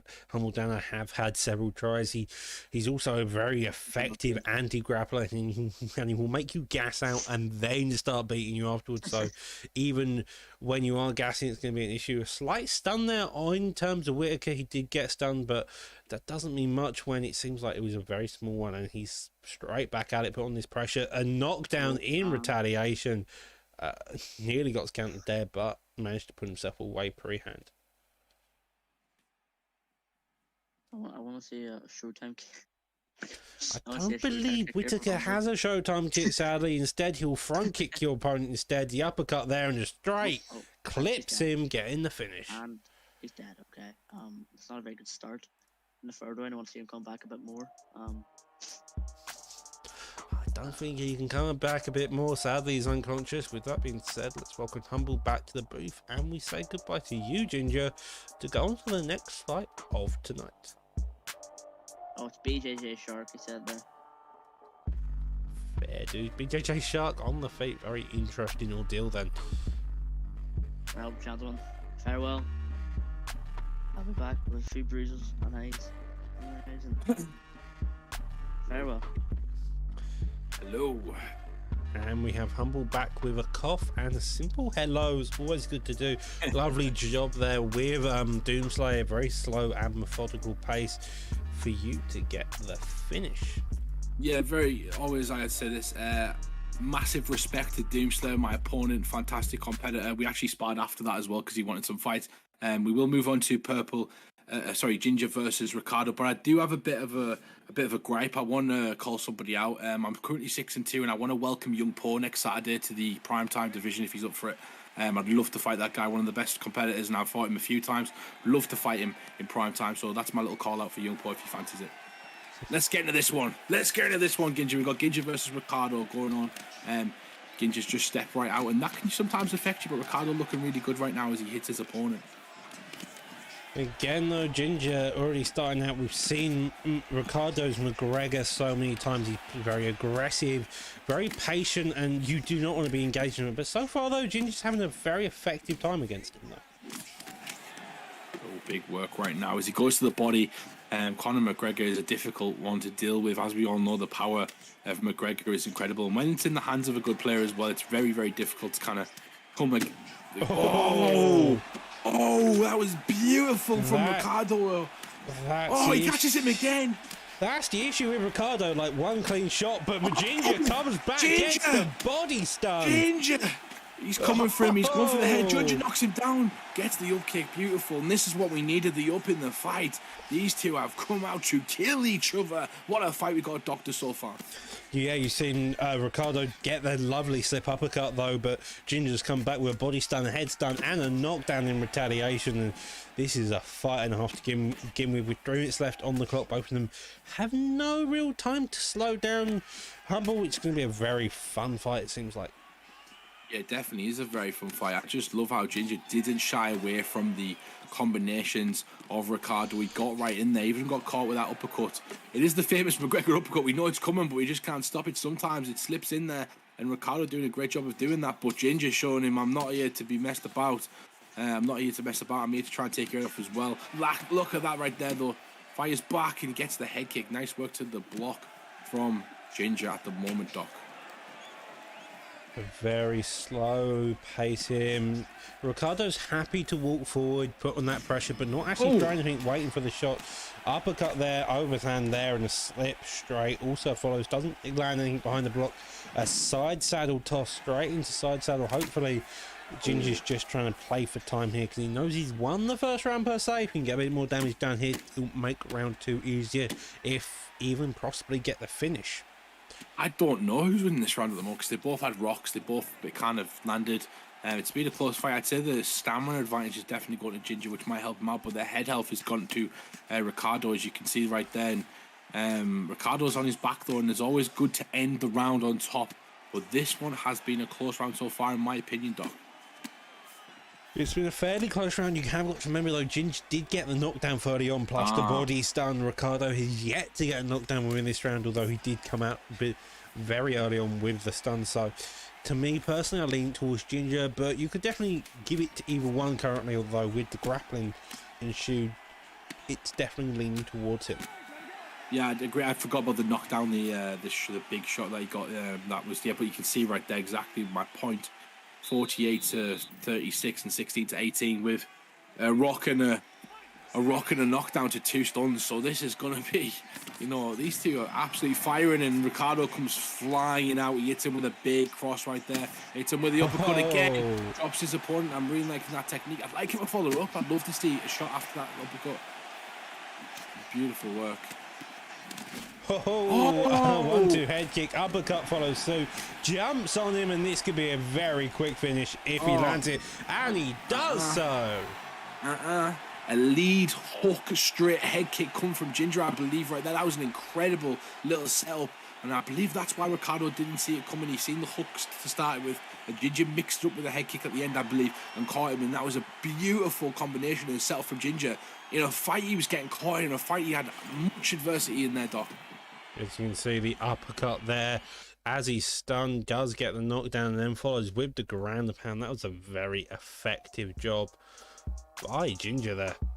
We'll probably greet him back in the into the booth in a second, but you know, that was a fantastic one. As we get him back, hopefully we can ask him about the done, Ginger. That was a great performance. Ginger, what was it a 1-2 head kick or a left hook straight head kick that you landed at the end there? That was a beautiful combination of work. It was a 1-2 because I was my bad, Doc. It looked like a left hook, so I was like, oh, that guy didn't see it, but it was a nice combination. I did a few left hook straights. That's probably why. That was just a complete fluke. Obviously, back to Ricardo. He didn't jump on me. I jumped on him. I kept feeling kind of bad, but he knew you were going to jump. You jumped him in the first second because you did get a knockdown. Yeah, no, I know. I respect him because obviously he's a great fighter. You know, he's a very good pressure. Again, if he's a great fighter, we'll see him back up looking to make a title challenge in the near future. But with that being said, with a man who needs no introduction headlining within the co-main, we've got the mighty Bang Bang. Bang Bang will come forward. He will look to put on the pressure, and he will be relentless with it. He will, it's either you get KO'd or he gets KO'd. It's one or the other. Normally lasts maybe around 2 if you're lucky. On the other hand, you have Big Balls Ned. He's always been around in his top 5 positions. 7-3 if I'm not mistaken. Humble. He's a fairly all-round fighter. He's fought multitude across PT. He's a veteran of the division. Yeah, 100%. These two guys are absolute killers, and Ginger's probably about to say what I'm about to say. Everyone knows Bang Bang and Big Balls Ned, you know, he wants to be one of the best, and you can see right there, there's a big difference in the amount of the games and who's won the fights, Ginger. I was going to make a joke. I was going to say, when I say Big Balls Ned, there's Big Balls, and they fight on the stands of Bang Bang. But, you know, obviously, Bang Bang destroyed the block at the get-go, which is a very good game plan. We've seen it go, because if you don't have block, you don't have protection. If you don't have protection, you're getting brain damage. If you don't have protection, you go bang bang. So you got to be careful, everybody. As we got them both trading in the center of the octagon, Doc. Already we see Bang Bang starting the leg kicks at an interesting deal. Narrowly avoids the elbow. He does get clipped with the spinning back fist, and Big Bull Snags have got the balls to stand in the middle and stand with Bang Bang. Definitely, these two are going back and forwards. It is 5. It's number 3 versus number 5. We've got 6-1 versus 7-3, I believe. So these two are fighting for one of those top places, as Doc was mentioning earlier on, and very even fighters as well. Ginger, both of these characters are very, very good and rated in their divisions. Yeah, definitely, and obviously, Bang Bang. I want to say, both of these characters are very good at rear leg kicks, and if I was Bang Bang, I would want to get at Aldo's legs before I get at mine. Because Aldo's leg kicks are just like, if he kicks you, you're not walking anymore. Like you're coming out locked. You're on the wheelchair. Uppercut follows there, and it's a fun time. Both of them already looking like they've got specks of near-death instinct. It definitely also seems like neither can be counted out here. The spinning back fist there follows, doesn't clip Bang Bang this time. Another one follows again, doesn't clip him. Bang Bang's again, as I mentioned, he's happy to walk forward, but that uppercut elbow clips him. And one of the things I noticed about fighting Bang Bang myself is that the reason he's so good at these boxing combinations is because of his defense when he misses. He always manages to get just out of the way. He always manages to avoid the danger and doesn't really choose to engage when he's in the pocket with you, when he's got no stamina or he's missed a big shot. He just gets out of there and then resets every single time. And that's one of the difficult things about beating him, because he might not catch you straight away, but over a cumulative amount of shots and time, eventually he breaks you down and then catches you with a big shot when you're already vulnerable. Because unless you play your own game with Bang Bang, you're playing in his game, and that's the issue. If you don't catch him early on, this is a lovely job here by Ned, though. He caught him early on. He's working him down, although Bang Bang is having some success. You can see him winning the cardio exchanges as well. He is getting clipped past that block, and that elbow especially. as a as an Aldo man, I wouldn't really play him as much anymore. But when I did play him back in Oh, around oh, he gets dropped. season 2. This is gonna be. This Oh, could never be mind. it. This I could just be it. Oh, and it is. Round 1. 40 Bang Bang gets seconds. the finish. That's going to take him to 6-1 or 7-1. I think he's 7-1 now, I believe.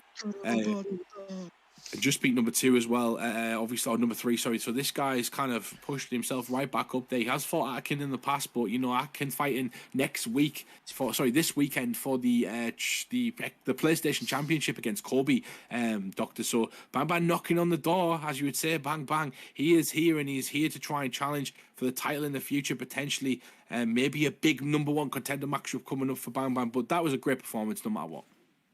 Yeah, lovely performance there. Bang Bang barely making it 40 seconds until the end of the first round. Definitely putting that pressure. That's probably a very good fight though by Ned. He had some really nice success there with the elbows, but sadly Bang Bang just caught him early on.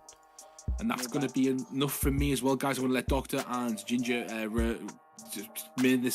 commentate this event, this main event, because I've got to get out of here. But that was a fantastic card so far. Enjoyed the main event. It's going to be fantastic, and I'll see you boys soon.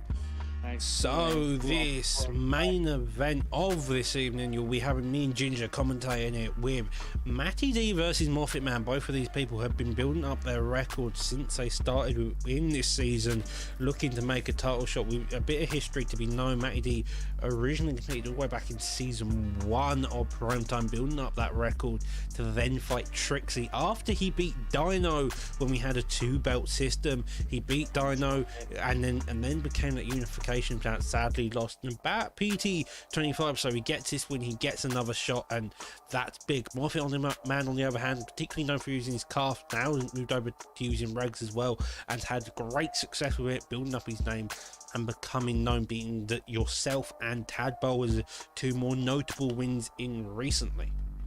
Don't rub it in.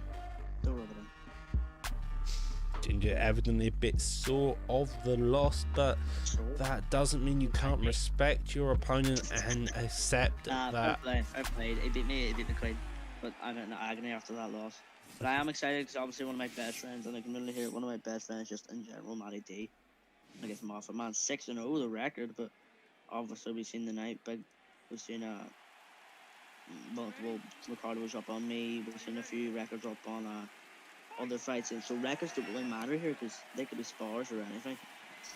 They could be spars, they could not be a touch of gloves to begin with, and both of them already at it. Moffat Man playing against the cage, Matty D working the jab off to ready and looking to play a very slow and patient game, pressuring him.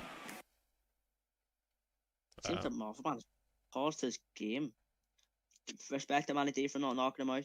He could have right there, he could have got himself a nice work title shot, but I think you see the show respect there from Matty. Well, to be fair, it is fair game since before your batteries die. That's kind of the way it goes. You did have a similar one. You did have Aaron versus Hummer during the pay-per-view? Pay-per-view, yep, live card. Yeah. Hummer went in the TMS chat and talking about how his batteries died. Oh, we're going to switch. Well, Matty wins by forfeit. Well, I assume they've just screwed something slightly up there. I'm not particularly sure though. Oh, seems like they're re-lobbying up, and we should be back. Okay, that's a weird one, but we continue. Loading back into it now, and we are off. Hopefully for real this time. Yes, indeed. I think Moffat Man left because Matty D was so absolutely solid. Yeah. And a touch of gloves. A check of leg kicks there, already starting well off from Matty D. Again, you have this thing, Moffat Man's behind that black line, Matty D controlling that centre octagon, and so starting off this pressure-based pace. Another leg kick check, and a takedown by Moffat Man. Obviously, we've seen the leg damage there with Matty from very early, and I like what we're seeing there. Takedown from Moffat Man was also very good because he swayed around and he was able to avoid his shots, and then boom, right in the corridor. But it's not really doing anything from there. Commentator's curse, 8th time. You're counting the amount of times commentary, at least someone is. We now end up in Sprawl, this bodywork of Moffat Man. The Sprawl bodywork's a very sneaky one. It does a lot of damage to that general stamina pool and is very effective, to say the least. Also, rescue move from Mali, go for that get up, because it leaves now that very, very bad GA. And it gets at that time. I want to see him hook him, smack him in the face. Nope, that was the wrong person who did it. Moffat Man's happy to like play on this back foot. He wants Matty D to pressure, and Moffat Man's happy just to come in out the body kick there. He's already working that body. He knows the way to beat Matty. He was gonna gas him out, play him slow, and that may be the case of the fight. It may just be Matty trying to put on this pressure as Moffat Man slowly works him down. I went for that slip hook into the knee. Slip hooks can always, people see them as cheese, you know, but they're obviously a way of countering on the knee. I can't really speak too much on the knee, but it's still, you know, it does damage and it does what it's supposed to do, so use it whenever you want. Nice slip hook there from Bingham right back into that knee again. Another knee. Slip there from Mali. Right back down to the legs, go for the clinch. For a wrong kick. Nice kickboxing there from Matty. What would you do now if you're Matty D? I think Matty may just need to mix it up. I think if he shoots a takedown, like we've known Matty D's got good takedowns, he's got good grappling on top at least. So maybe instead he goes for it himself and puts Moffat Man on this back foot instead. Though Moffat Man's quite happy to let Matty D walk forward, just slowly pick him apart, and this seems to be the play of the game so far with 50 seconds left within the first round. This first round, I would say it's gone the Moffat Man purely because that takedown, that made the body damage on Sprawl. But it could be anyone's round, you know, no one got a stun. No one's got a stun, but you can look at like the body health and head health. Moffat Man's definitely winning. The legs of both opponents are fairly injured, so maybe it's an idea to work the legs of Moffat Man just so when you do engage you don't get clipped as badly, but it seems like it may just be head health and body health versus leg health here to begin with. Yeah, definitely. Moffat Man trying to prove himself against a former Bangtown champion, saying, Trixie, fuck you, come at me. And I'm pretty sure after this he wants the Trixie fight because, you know, no other way to prove yourself than to be. Well, 10 to 17 stimulant strikes in favour of Moffat Man. 2 out of 4 takedowns landed for Moffat as well. I'll definitely give that round to Moffat, and he's already starting off a fairly slow pace. He's more just pitter-pattering the jab, the straight, a couple of slick hooks there follows. Matty having a fairly difficult time getting any type of reads on them to really start playing his own game against him. He's letting Moffat Man lead per se. Yeah, definitely. Moffat Man with that head kick with Matty D like blood, and that probably would have stun, maybe even a knockdown.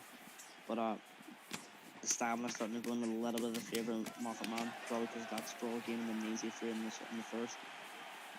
Very more of in the long run game. He's not very I thought he was like to finish just straight away. He's more of a guy who wants to wear you down.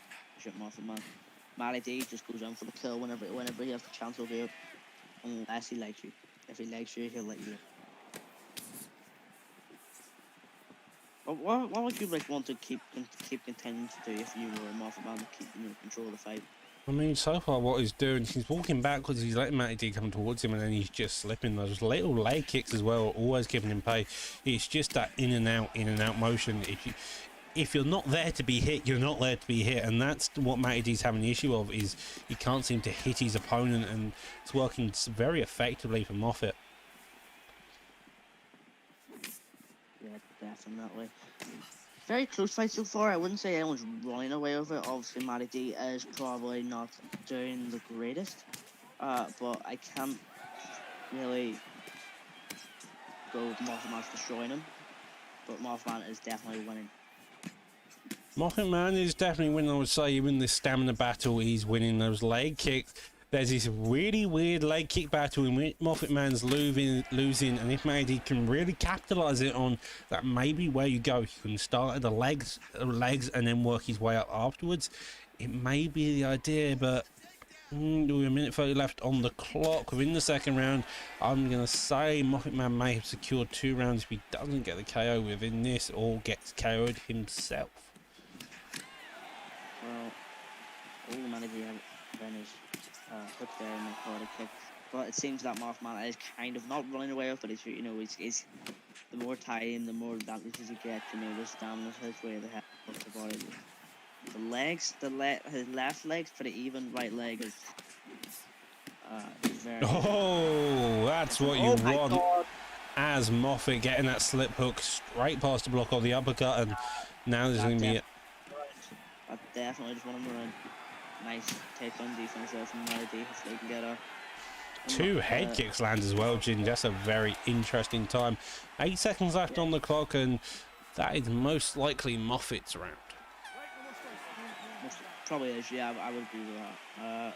Let's see Melody go in, fill him out with a jab, try and defend the takedowns, keep him at a distance, because see him off man excel with these, the jabs, the knees, the clinches, the sways and the takedowns. So I want to see Melody fight him at a range, use his jab and straight effectively. Once in a while going for that slip hook, or maybe like a slip straight. And double jab there, finally putting on this pressure, finally worked something out. He's kind of instantly stunned Moffat Man into something, does get slipped around, and that's done a major advantage there for both Matty and Moffat. You can tell that if Matty can get this pressure going, can get landing very quickly, he's going to have success. However, if Moffat Man can get out of there with those major lunges, he's going to have success himself. Yeah, definitely. We're seeing that Mothman shooting more for the left leg of Matty, obviously he's not going to get that right damage back, but he's doing what he can to get the damage back here, but we're seeing the head health go more in the way of Matty D now, and when he's now to body health, and he's got this fight back on the road. That leg finally broken, a couple of straights there, uppercut there, gets a drop, narrowly avoids finishing in, and that, or first time Matty seems to have been looking good within a round. Well, all that could have just won him the round, because this round's definitely been Matty D's, he's got the head damage back, he's bringing the body back a little bit, not too much, but the legs are just, he's hanging by a thread in the legs and chewing up more and more every second. And a knockdown in retaliation. Lovely job there by Moffat Man. Uppercut follows suit, ducks under, hook foot nearly clips him, and both of them are going bad. It's evident that Moffat Man, even if he loses something, he wants to give Matty D something back in return. Yeah, definitely. But seeing the stamina go a lot more in Moffat Man's way, more and more the left leg starting to blink now in Matty D, but it's not really an issue. The leg, he shouldn't really need to worry about the legs anymore, since Moffat Man's is beat to bloody pulp. I mean, if he gets a couple of legs checked on, if Matty can check a couple of Moffat Man's leg kicks, they're going to do some damage. However, his left leg is blinking, and so Moffat Man's going to be inclined to kick his leg just to put him a bit off kilter there. Neither from Moffat Man, maybe he can go to top and get a bit damage in, and he does. Doesn't get any damage off, although we are back in the half gun. Definitely, we're going to try and get the damage a lot. He could have gotten top mode off here in half guard, and at least successful, not really overly successful. Overall, I wouldn't go there if I was Matty D, because the body's already been hit quite a bit. Nice in the eye. And another good denial from Moffat Man. That's the end of this round talk. I would say that's Matty D's round. What would you think? I'm not too sure though. Like, they're both very aggressive. Matty D ended up on bottom on there. Both of them are knocked down a piece. Looking at it now, you have 14, 2 stuns in the favour. I personally give that to Moffat Man. It just seemed more 2 out of 3 takedowns, bit of control time, a knockdown, 2 stuns compared to Matty's, but you can definitely see why a judge would give it a leg check there though, uppercut there, and he's looking to start put on this pressure again, but can he get it that major land straight out of there? I would have something to say about that myself, but I try not to be biased. And I'm liking what I'm seeing here from Moffat Man. He's working down the body, he's working down the body a lot more successfully as well, and he's really made that stamina difference pretty for sure in this fight here, Doc. Yeah, this fight's been a very slow and steady pace. 120 strikes landed to 130. Move in 4 rounds. And Moffat Man on the ground there. And Matty D is not out to fight even when he's less than half stam, it feels like. And he's looking to work a bit of that clinch now. That was really nice hit from Matty, and Moffat Man right back at him with the leg kicks.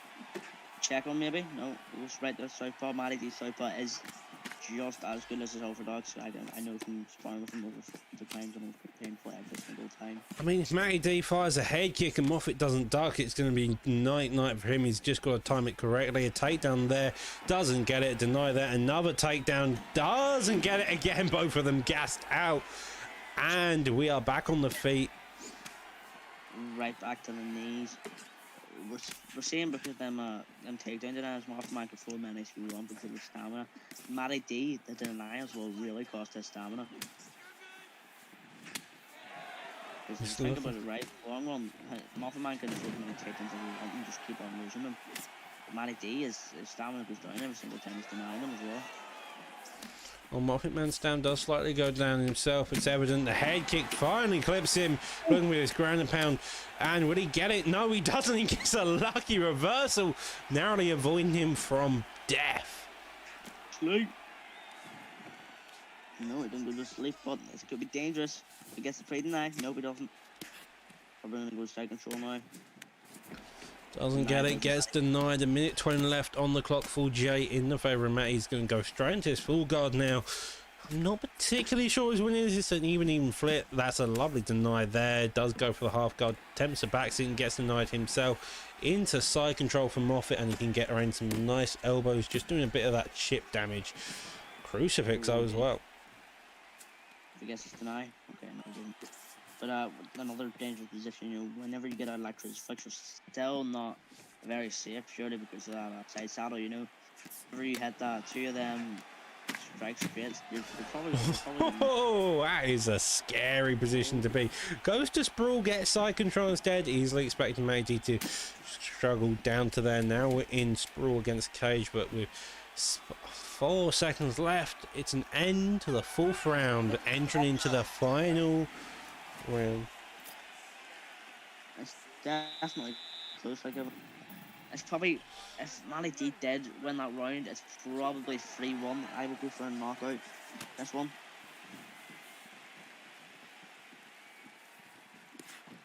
Matty D starting out aggressive already. The trip there by Moffat, and he gets a deny. Lovely job there. Goes to both of them denying each other. Now stat guard here, rain down that ground and pound, looking to get the finish already. Matty D struggling on the defense. Definitely, Moffat Man's definitely kept him on his toes here. You know, he's standing up there for a former primetime champion, but he's doing well. You know, he's definitely winning the fight 3-1. I'm really liking the head damage going on here with Matty D, but the body work just isn't there, and that's probably what lost him the fight, especially because of the stamina difference. Working that body very slowly. That may have... No, that doesn't. He would have got the deny, I would assume, but apparently he didn't. Nearly goes to the hook, doesn't get it. And now this is I want to see just a random hex come from someone. That body's done. I didn't see a random hex, like I saw damage. A body here narrowly avoids him. 2 minutes 50 left on the clock within the final round. We'll make it to the bell. I don't think so, how hurt both of them are. It's a very, very close and tense match. It's almost like a chess match, Ginger. That head health just isn't a very nice thing to have. The stamina proves to be a difference there in that takedown. Same Moffat Man goes for a very, you know, like I said earlier, you know, Moffat Man goes for a very championship round matchup, you know. And they I'm liking the approach here from Moffat Man. You know, he's working down his stamina, he's grappling them when he needs to, he's goes in for the kill when he needs to, and he's conducting himself in the right way that he should. He's worked that body. That body is blinking. A minute 30 left on the clock. Gets to deny. Will we see a guillotine attempt? Maybe we do, and this could be it all. A minute 20 left on the clock. Has this been all this work for a simple sub? Jumps it, and now this is very close. Tracking is good here from Mothman, and even if he gets out of this, you know, he's in a very good position. He's got that half guard, he's got back. It's looking like he will get it though. He's dropped over into the full guard. That tracking is fairly tight, and I think we may just see the winner. That's it. Very nice from Mothman. You know, I didn't know what to do. He even threw a body strike before the gilly there, and the and you know, we knew that Matty would probably clean man that guillotine, and he probably did, to be honest. We don't know, but he probably did, and he knew that off the bat, and that's what obviously them instinct for winning the match. It's a very nice job by both opponents. You saw Matty D's constant adversity there, even when Gazzy was coming back, getting the knockdowns. Marvin Man, on the other hand, he just played his slow, methodical game. He was working him down slowly, and it worked to the point of getting that sub. You have the ref in the background just flailing his arms about as the Matty D's yarn taps, and a lovely job by both. Yeah. That being said, Moffat Man probably gets the title shot for next week, Ginger. Moffat Man! 1, 2, 3, Moffat's coming for you.